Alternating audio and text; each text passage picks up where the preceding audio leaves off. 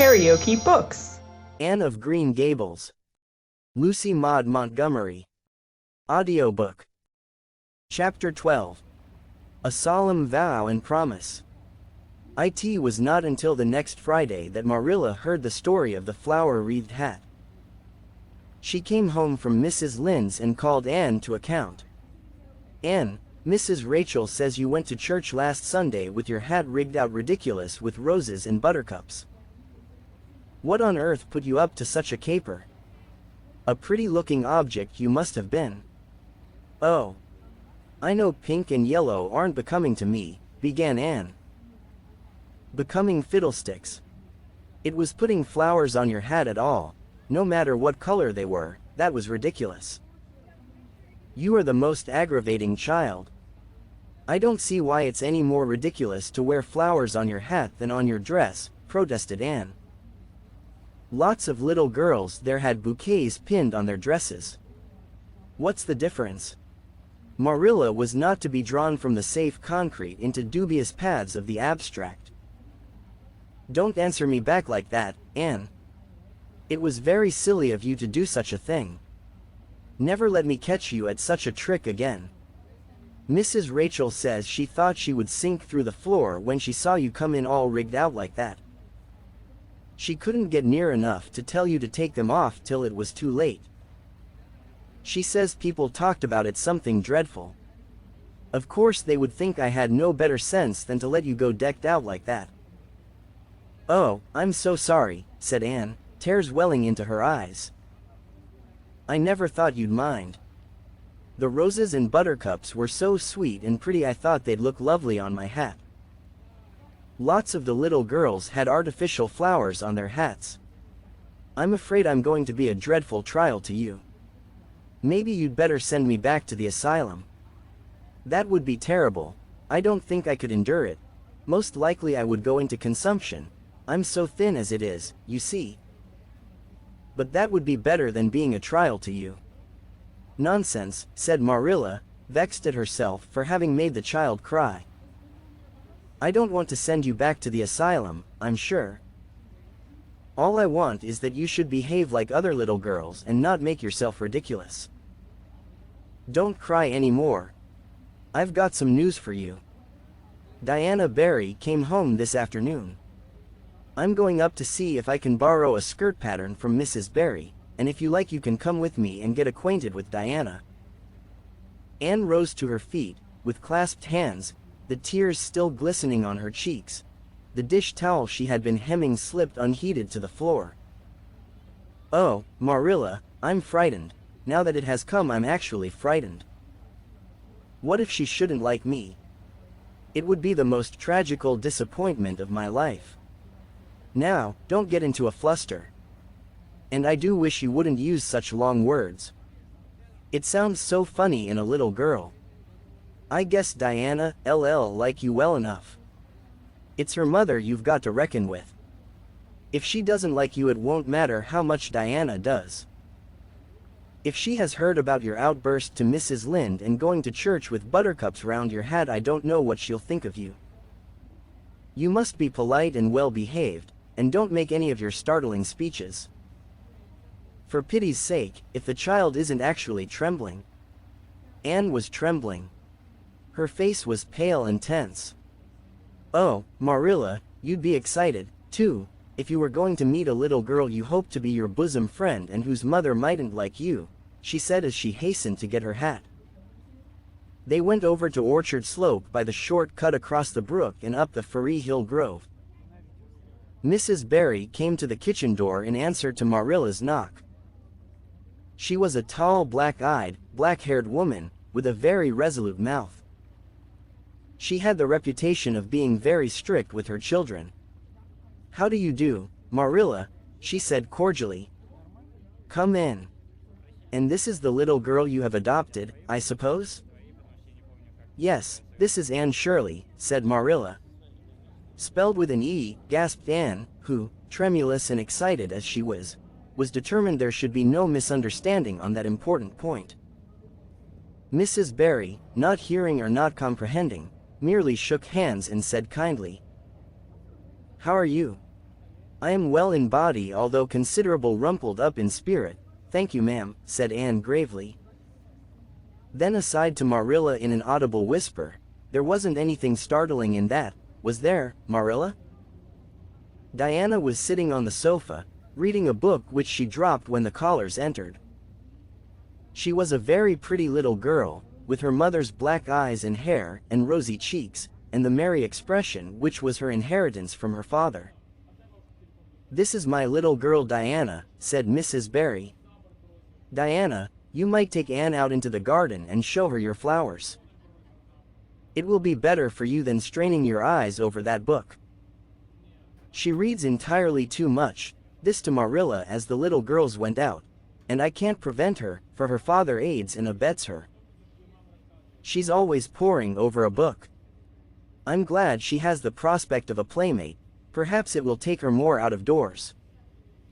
Outside in the garden, which was full of mellow sunset light streaming through the dark old firs to the west of it, stood Anne and Diana, gazing bashfully at each other over a clump of gorgeous tiger lilies.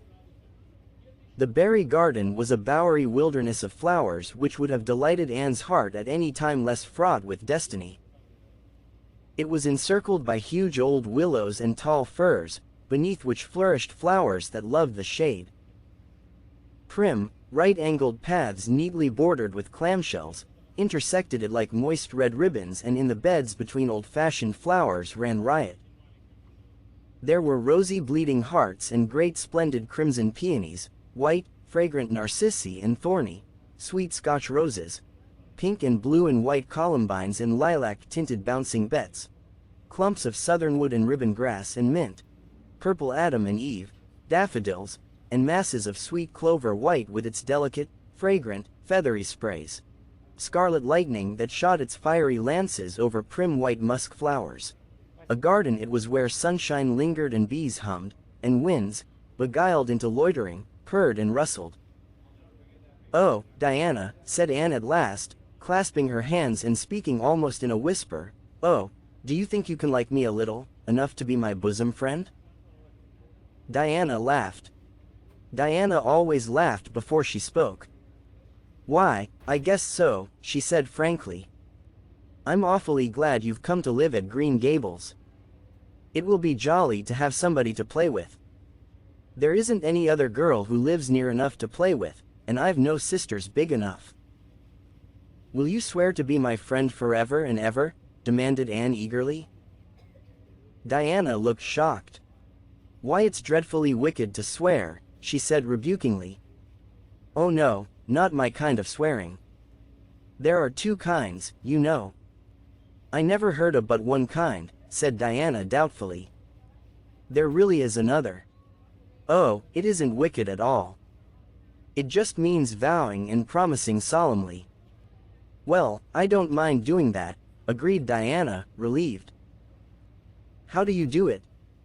We must join hands, so, said Anne gravely. It ought to be over running water.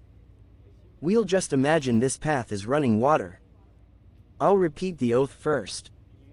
I solemnly swear to be faithful to my bosom friend, Diana Barry, as long as the sun and moon shall endure. Now you say it and put my name in. Diana repeated the oath, with a laugh fore and aft. Then she said, You're a queer girl, Anne. I heard before that you were queer. But I believe I'm going to like you real well. When Marilla and Anne went home, Diana went with them as far as the log bridge. The two little girls walked with their arms about each other. At the brook they parted with many promises to spend the next afternoon together. Well, did you find Diana a kindred spirit? Asked Marilla as they went up through the garden of Green Gables. Oh yes, sighed Anne, blissfully unconscious of any sarcasm on Marilla's part. Oh Marilla, I'm the happiest girl on Prince Edward Island this very moment. I assure you I'll say my prayers with a right good will tonight. Diana and I are going to build a playhouse in Mr. William Bell's Birch Grove tomorrow. Can I have those broken pieces of china that are out in the woodshed? Diana's birthday is in February and mine is in March. Don't you think that is a very strange coincidence? Diana is going to lend me a book to read. She says it's perfectly splendid and tremendously exciting. She's going to show me a place back in the woods where rice lilies grow. Don't you think Diana has got very soulful eyes? I wish I had soulful eyes. Diana is going to teach me to sing a song called Nellie in the Hazel Dell. She's going to give me a picture to put up in my room. It's a perfectly beautiful picture, she says, a lovely lady in a pale blue silk dress. A sewing machine agent gave it to her. I wish I had something to give Diana. I'm an inch taller than Diana, but she is ever so much fatter. She says she'd like to be thin because it's so much more graceful, but I'm afraid she only said it to soothe my feelings. We're going to the shore someday to gather shells. We have agreed to call the spring down by the log bridge the Dryad's Bubble. Isn't that a perfectly elegant name? I read a story once about a spring called that. A dryad is sort of a grown-up fairy, I think. Well, all I hope is you won't talk Diana to death, said Marilla. But remember this in all your planning, Anne. You're not going to play all the time nor most of it. You'll have your work to do and it'll have to be done first. Anne's cup of happiness was full, and Matthew caused it to overflow. He had just got home from a trip to the store at Carmody, and he sheepishly produced a small parcel from his pocket and handed it to Anne, with a deprecatory look at Marilla. I heard you say you liked chocolate sweeties, so I got you some, he said. Humph, sniffed Marilla. It'll ruin her teeth and stomach. There, child, don't look so dismal. You can eat those, since Matthew has gone and got them. He'd better have brought you peppermints. They're wholesomer. Don't sicken yourself eating all them at once now. Oh, no, indeed, I won't, said Anne eagerly. I'll just eat one tonight, Marilla. And I can give Diana half of them, can't I? The other half will taste twice as sweet to me if I give some to her. It's delightful to think I have something to give her. I will say it for the child, said Marilla when Anne had gone to her gable, she isn't stingy. I'm glad, for of all faults I detest stinginess in a child. Dear me, it's only 3 weeks since she came, and it seems as if she'd been here always. I can't imagine the place without her. Now, don't be looking I told you so, Matthew. That's bad enough in a woman, but it isn't to be endured in a man. I'm perfectly willing to own up that I'm glad I consented to keep the child and that I'm getting fond of her, but don't you rub it in, Matthew Cuthbert. If you liked what you heard, please subscribe to the channel.